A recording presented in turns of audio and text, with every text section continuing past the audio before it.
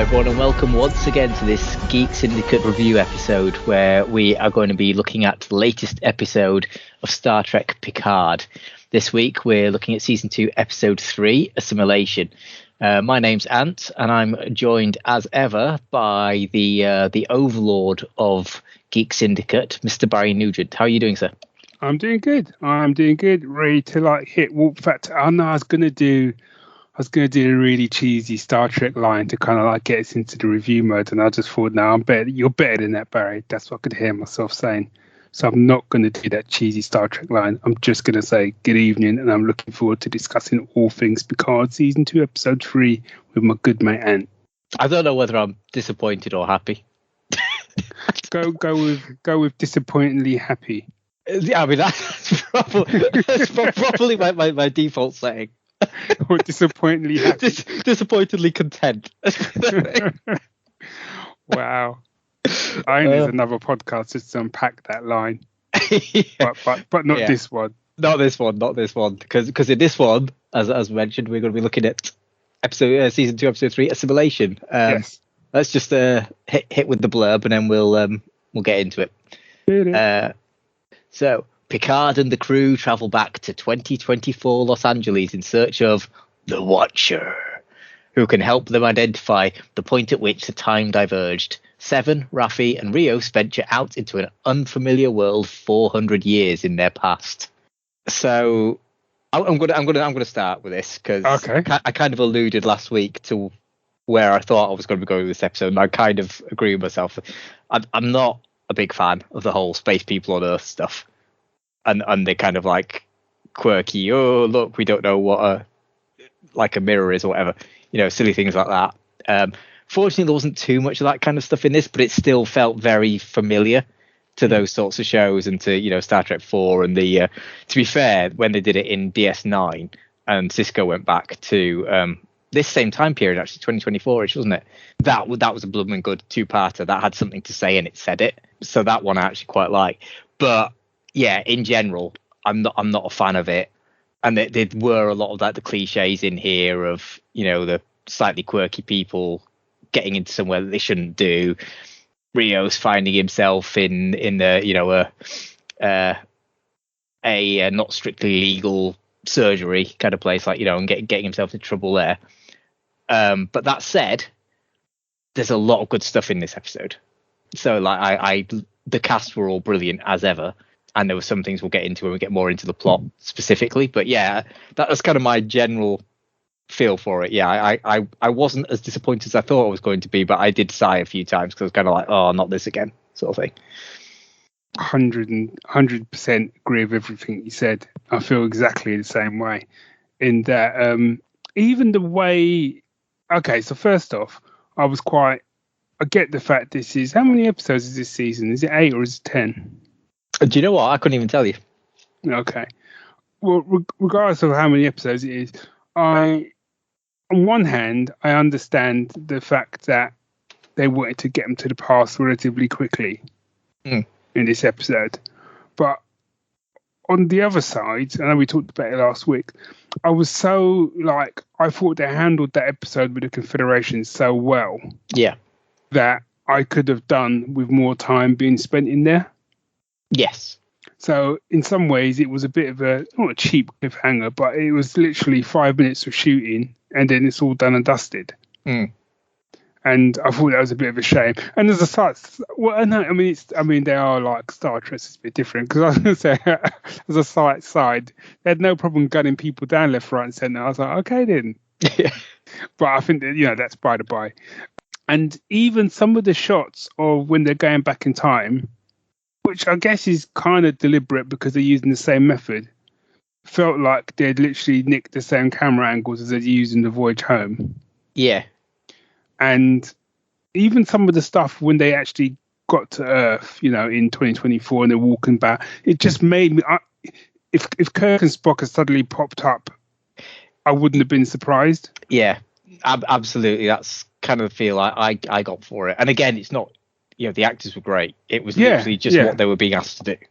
And I quite liked, on one hand, what they did, which was slightly different, which I quite liked, was the fact that they did split them off. because I kind of in my head I was seeing this really kind of cheesy shot of them all walking down in the middle of the road and everyone looking at them oddly because they're kind of dressed oddly. Yeah. But again, I like the fact that, you know, it's not a big deal for them. It's like, right, you know, we're in a different time. We've got to sort out some clothes so we look relatively like we fit in. You know, you lot do this. We've got this job of like trying to wake up the ball queen, and let's just get this sorted. So I quite like that concept of it. And again, what I'm hoping is, I don't think so though. You know, I think we're going to be here for a little while. But part of me was hoping that maybe we'll get like a full episode out of it, and then that'll be that. Yeah. Yeah, I must admit, I was a little disappointed when it got to the end and it was like, okay, there's at least one more of these coming. Yeah, and it was, and I said it was just, I mean, I'll get into stuff that I really liked, but again, it was just the same old, and it's not even just Star Trek, it's just the same old time travel stuff. It's like, you know, it is like the whole stuff with Rios. It's kind of like, oh, you know, don't lose your communicator, and it's like, oh, the first thing you do is you get yourself knocked out, you get taken to like, you know, hospital, and then you can't go to the doctors, you can't do anything. The first thing you do is end up to the doctors, which is a similar thing to kind of what happened in the Voyage Home. I think it was, I think Chekhov got shot or something. I can't remember.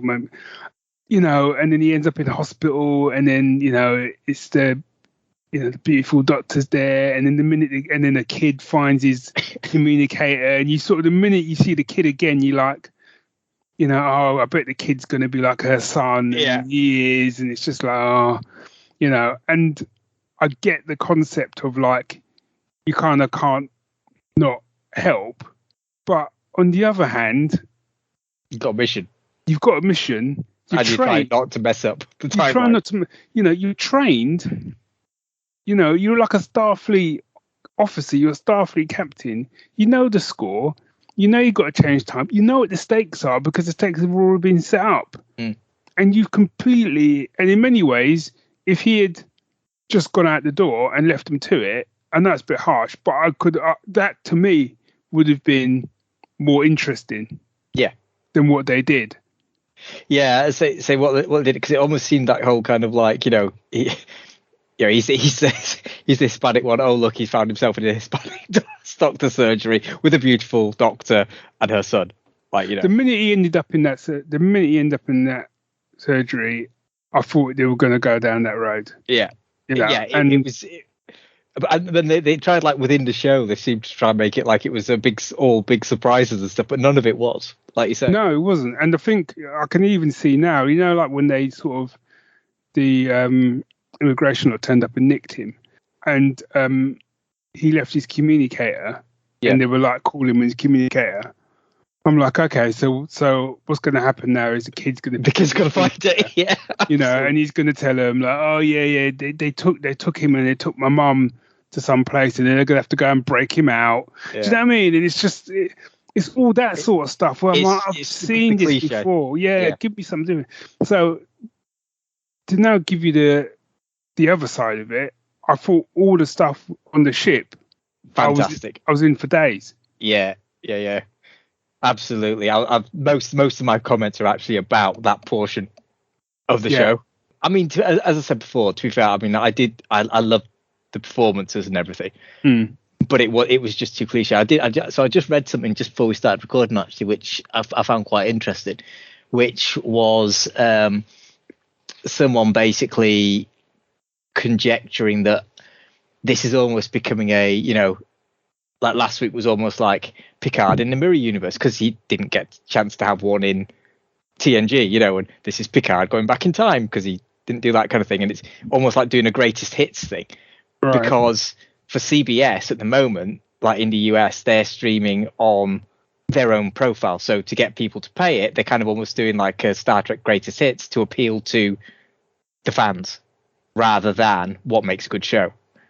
Kind of thing, right? Yeah. There's a little bit of that, and I can kind of see where they were coming from with it.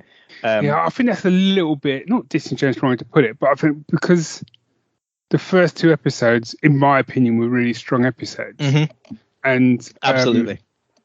So I'm willing to give them the benefit of the doubt. And I was reading something before we started, and I think one of the sort of commentators had said that he found that Picard season 1 was better as a binge watch than it was watching the episodes every Friday. Yeah, I saw something like that as well. And I'm wondering if we won't know until this series is finished, but I'm wondering if this is going to be the case with season 2 because, I guess it all depends what the next episode is like. Because this felt like, even though it moved the story, again, it didn't really move the story that much. No, it didn't feel complete at all.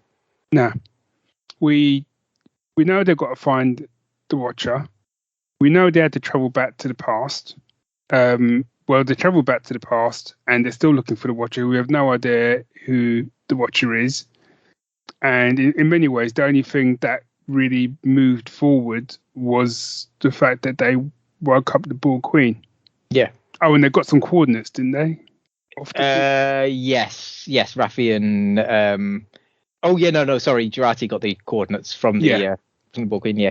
Which again we'll get onto in a minute. But before we get into that, because I think that's where the good stuff is. So, what did you make of like the Elnor stuff at the beginning? Oh, what? Where he died? So it's like because I thought they did it quite well with the, obviously the end of episode 2 was shot. Then at the start of this episode, oh no, he's alive, look, yay, kind of thing. But then he actually died, kind of thing. And I thought that took me by surprise a little bit. Although I'm still expecting, like at the end of the season or at some point, he's going to magically reappear when the timeline's back in order. And the other thing with it, I did find because Raffi and Elnor have built their relationship off screen, in that 18 months, it almost felt forced somehow. Her reaction, it felt a bit over the top and forced, I thought personally, because you've not seen them be that close, really. You'd see little hints of it, but you'd not seen them develop that relationship, that almost mother-son relationship kind of thing. So it just felt a bit too much.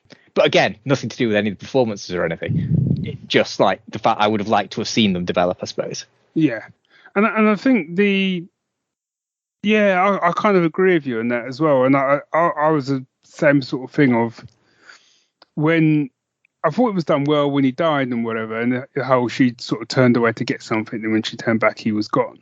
But if it was the main relationship that I'd seen through that had been in the first series, had been him and Picard. Yes.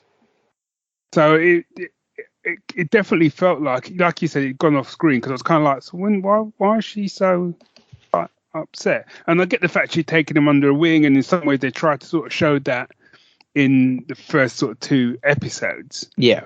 But I don't know. I think maybe part of it was because of the fact that I thought, but let's be honest, he's not going to stay dead.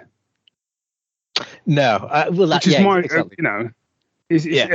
I guess that's my kind of fault, not the show's fault, because I'm kind of like, well, either Q's gonna like do a click and everyone's gonna be back at the end with a kind of you've learned your lesson, or like you said, they're gonna reset the timeline and they'll be back. I mean, I did quite like the fact that she sort of said, if we sort this, will this bring him back? Yeah, because it's kind of, I quite like that, because it's kind of establishing that they know the score, that it's not just he's going to turn up at the end and they're going to be like, oh, great, you're back, we weren't expecting this.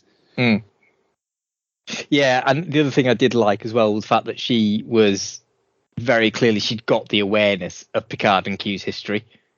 And then like in her grief, she was completely, not even, to be fair, what she said wasn't that out of line, where it's like, it's the game they play.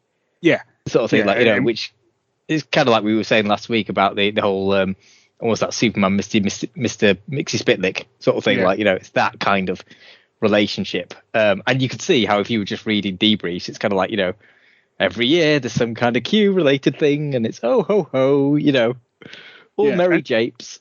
And the thing is as well, is like every time it happens, like you say, other people kind of bear the cost of it, which is what she was saying. Because, and she was right, because when you look at the first, well, certainly the first sort of 10 minutes of episode 2, Q literally says to Picard, you've got a choice.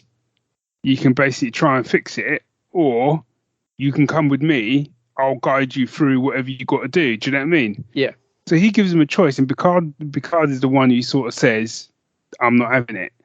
So you can make the argument that everything else that's going on now it could have been completely avoidable. Yeah. So she has got. I mean, she doesn't even know that. Do you know what I mean? But no, she has got a point. You know, and in some ways, it's Picard's own stubbornness to kind of not want to play Q's game. Yeah. I hope they kind of come back to that idea. Yeah. That this could have been avoided. Yeah, absolutely. And again, I think one thing I am liking is the fact that the series is showing, Picard, this kind of, flagship captain and admiral of the Federation, this kind of poster boy, really, for the Federation. He's got flaws. Yeah. And some of them are pretty serious. Yeah. And I am liking that about this, that it's not, but it's doing it without undermining him at all as well. And that's an element I'm really enjoying. Cool. I mean, speaking of Picard, let's I guess let's dive into the old Borg Queenie stuff. Yeah. Which effectively, given the fact that all you're trying to do is wake someone up, didn't half make for some compelling viewing. Yeah. And I even managed to overlook the fact that I had no idea what the hell Jurati was doing, because it was just so watchable. And her performance in particular throughout the year, just switching from one emotion to the other, and so many brilliant quotes throughout this whole segment, and this whole plot line. It's like, I could quite happily, if I'm honest, I'd have happily watched an episode where Rios, Raffi, and Seven just go off and do their stuff off camera, and we were just watching Jurati, Picard, and the Borg Queen. I'd have been happy with that. And then next week they just all turn up going, boy, did you miss some stuff. I'd have been all over that. I mean, I wonder as well if part of the reason why they left Picard on the ship is because it means it's less running about and action stuff for Patrick Stewart. Could be. But also the other thing is what I was thinking about, and it's only just occurred to me now, when you actually remember, the Next Gen, Picard didn't leave the ship that often for the rough and tumble stuff. He left that to Riker. That's why he had the away team. Yeah, well, they brought in that whole Starfleet directive where captains weren't meant to be on away teams unless it was like a diplomatic thing or something, wasn't it? Yeah. Like first contact situation or something. Which they'd obviously forget when they felt like it, but that was the whole conceit of it, wasn't it? It was Riker was the action man. Yeah, and as the series went on, he did get more involved and he did go on his own away missions and stuff like that. But by and large, that's what the setup of it was. So in many ways, that was what this was. It was a classic setup. He stayed on the ship. There was stuff to be taken care of on the ship. In many ways, he was doing the diplomatic stuff on the ship, waking the Borg Queen up, getting her to help, whilst they were doing the legwork on the planet. It's just, in this case, the planet is Earth and it's a different time. Yeah. So here's the theory: Jurati is the future Borg Queen. Boom. The facey covered one. Yeah. That's a good theory. It's when you said it, I'm not going to say I'd already thought that was a thing or whatever, but when you said it, I was like, that makes sense. That's the kind of fan theory I can get behind. The only thing that I kept coming back to was like, she doesn't look tall enough. That's what I because I thought, I'm sure the future Borg Queen looked taller than Jurati did. I don't know what I based that on. Just because of the whole, she nearly got assimilated. Yeah. Well, that's it. I mean, this episode is called Assimilation. Yeah. As well, yeah. And we don't know how far it went in and stuff. And there was, just like I just love those final sort of lines from the Borg Queen as well. It's like, where she goes, like, what you've done here is more difficult and vastly more dangerous than you realise. Oh, yeah. You've impressed me. Yeah. And it's kind of like, if that ain't, I'm going to have to assimilate you. Yeah. Or I'm going to have to finish your assimilation, I should be. And that was another thing. It's like, it's because she was arguing her reason for going in was, she'll only be half assimilated. And Picard's like, well, halfway to hell is not a nice place to go. Yeah. There's so many good quotes in these segments. I like, and I like the reasoning behind it. I like the fact that is kind of like, because my natural thing was, oh, well, they're going to stick Picard in there as Locutus and stuff. But it's the concept of like, well, no, because I've already been assimilated. If I go in, she already knows me. She's just going to simulate me like that. And whereas with her, it's like, oh no, it will take her longer to do me, so send me in. Yeah. And also, she is an AI computer specialist, so knows what she's doing in there. Yeah. Yeah, the fact that I, as an audience member, have no idea what the hell was going on in there is irrelevant. You just have to take her word for it. Yeah, exactly. It's like, yeah, okay, you know what? You're spewing all this stuff and you're 40% done, whatever, okay. Yeah.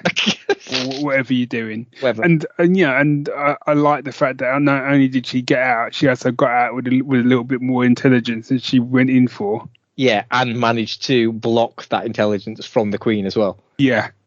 Oh, of course, yeah, she did, didn't she? Because that's what prompted the line. It's like she actually took the information. She didn't just take the information; she stole it. She did a cut and paste, not a copy paste. That's what she did in there. Nice, I like it. She knows her Control X from her Control C. Unlike the rest of us. Unlike the rest of us, yeah.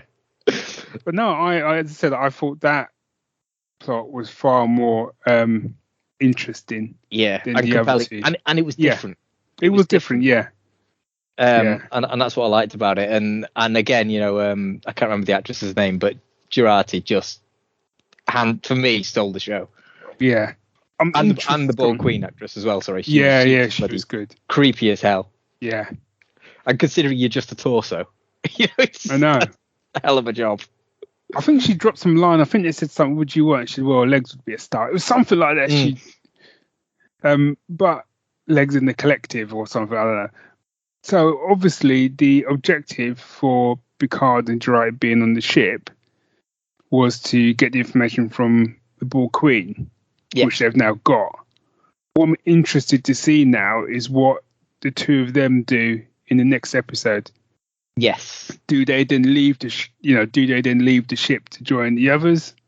Well, I've got a feeling it's going to be part what you said earlier. So it'll be like, Seven and Raphael, Seven and Picard will go to get Rios, and then the other two, they'll do like two little, an A plot and a B plot. Yeah. I know, but I think half of them will go off and do one thing and half will go off and do the other. I wonder if because she's not she's not a field person. I wonder if, like you say, either Picard will go or he'll stay, but Jurati will be left with the Born Queen, and the Born Queen will just start working. Leave her alone. Yeah, that's possible. It will just start working. But also, there's something. It's something that kind of bothers me in the opening credits of the show. Right. There's a bit in the opening credits where they show Picard, and then it kind of goes through his eye. Yeah. And then you actually see like Picard again. He kind of, that where he sort of looks up, and then it's like Picard. But when you look at the first Picard, he looks different. And I don't watch it again. You watch it and you see what I mean. I don't know if like that's supposed to be. I'm not saying like that's because the whole point of the first one was that he's in a synthetic body now. Yeah. So I don't know if that's what they're saying, or I'm completely putting too much into the opening credits. But I think they do put things in the credits though. Yeah. Because it's like, they've done a very, the opening credits are different to the opening credits from season 1. Yeah. And season 1 kind of, whether it directly hinted at the exact events, it had things in there that definitely links to the story. Yeah. So for them to have not done it again, I think would be weird if they just kind of said, oh, this will look cool, let's do this. I think there's got to be things in there for reasons. Whether that is one of them, I don't know. Yeah. But I don't think it's wrong to look for meaning in the credits at all. Yeah, so I'm interested. So I think, because I haven't really got a lot more to say. I don't know if you have. No, to be honest, I'm entering wrap up territory. Yeah, because like I said, overall it was okay towards good, but all the good stuff for me came from the stuff that was on the ship. I thought the stuff that was on Earth was just standard time travel stuff, which I've seen in many, many shows. So I think that the challenge for them sort of going forward will be to kind of, if we're going to stay on Earth and whatever, will be to do that time travel plot, but to give me something different. Yeah, something new, something different. Yeah, no, I completely agree with you. And as I said a bit ago, it's very much, I would have been far happier personally if they'd have just the away team had gone off and done what they were doing, and we'd have just had the whole episode on the ship kind of thing. It probably would have been hard to stretch that into an hour, but that kind of concept where that was, and that would have felt new and different as well. It's kind of like you're having a time travel episode, but you're not seeing the actual adventure because we're sticking with the other team. Well, I think it was I think one of the good things, Voyage Home was, they hadn't done that. They've done they've done time travel in other Star Trek episodes, but I think when they did First Contact, we say that Picard hasn't done time travel. Obviously, that's what the whole. That's true. He did First Contact. Yeah, but what was good about First Contact was, because this is where I get a bit fed up with time travel. What was good about First Contact was you went to a point in their past, but for the viewer, it was still in our future. Yes, absolutely. So the stuff that was going on was different. So that made it more, humanity was kind of on its last legs and blah, blah, blah, and this one guy was trying to build this rocket and that's what the Borg had gone back to stop, which is First Contact. So I like that concept because it still felt to me like I'm watching, obviously time travel is science fiction, but it still felt like I'm watching a sci-fi show, know? Yeah. Whereas when you do the whole going back to Earth, and it's like, yes, I know it's like 2 years from now, big deal. But when you do that sort of time travel where it's a time that I know, and it's the same time, I start to check out a little bit because I'm less invested in that. Yeah. The only way it starts to work for me a little bit is if you then put that world in jeopardy in a massive way, so that I don't know, the future comes crashing. So, I don't know, because they brought the Borg Queen back or something, she's able to get a signal out. So actually the Borg is coming to are going to come earlier, and they're coming to this Earth. We were completely unprepared for it. That maybe is a bit more interesting than then just rocking up undercover on today's Earth. I think that whole thing, no matter what they do, I'm not really that invested in it. So I'll be interested to see, one, how long we stay here, and two, if they're able to do it a different way. What I'd like to see them do is, well, one, I would have liked to see them have gone back to a different time, which was in our future, or that they've got to jump around time to fix it. Yeah. Almost a bit quantum leapy. So it's almost like, we sorted this bit out, but actually, there's a thread over here we need to go and. Yeah, it's still almost like the Borg Queen is almost like their Ziggy from Quantum Leap. And it's almost like they go back and go, you've now repaired it, I don't know, 70%, but now we've got to go to 2030. Because something we've done now is cause a knock-on effect, which will actually make it happen just a little bit later or something. Yeah. No, I could get behind. I'd say I'm interested to see what they do with it. I'm hoping, and to be honest, I trust them enough that it's not just going to be more of the same. I think. I think the first two episodes were strong enough for me to have faith in the right team, and again, this was, as you say, is a strong episode, and certainly I want to say the B plot, but actually for me it was the A plot, which was the the Picard side of stuff was really well done. So I'm more than happy to stick with it and see where we go, and I've got the trust that it will find its place. Yeah, agreed. Cool. Let's round us up then. That was our review of season 2 of Picard, episode 3. Is it episode 3? It is episode 3. Yeah. So let us know what you think. If you liked the episode, let us know. If you really did not like it, let us know. Let us know what you think about the time travel element in particular. Do you think it's a good idea that they're using time travel this series, or do you think the whole time travel stuff is played out and they should have found a different way? Let us know. You can get in contact with us at thegeeksyndicate.co.uk. We are on Twitter, we are on Facebook, we are on Instagram. We're all over the place, changing time one step at a time. That's nonsense. See, I didn't want to do any puns, and I've just done a pun. I was trying to think of a worse one to try and make you seem a bit better, but I couldn't. No, I might do my own little time travel bit in terms of editing and just cut that bit out. But then if I do that, then people won't know that I've done it. Well, unless you say you've done it, but they don't know you've done it because they weren't in that. I know, whatever. Yeah, whatever. Wow. It gets a bit timey-wimey if you do that. Oh, I was going to try and not do any Doctor Who references as well. Failed. You failed this podcast. Yeah, not for the first time, and it won't be the last. Likewise. Cool. Well, thanks for listening, everyone, and we'll see you next week. Live long and prosper all.